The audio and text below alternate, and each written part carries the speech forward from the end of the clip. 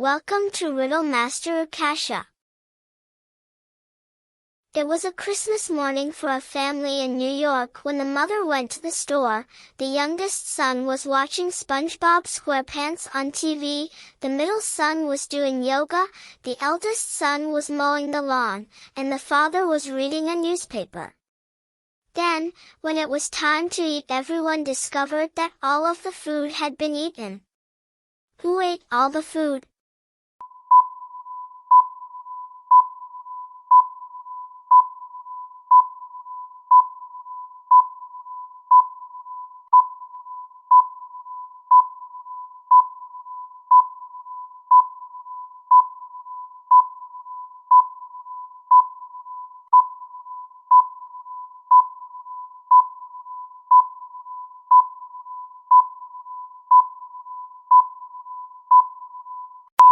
The eldest son, because it was December in New York and the lawn wouldn't need mowing.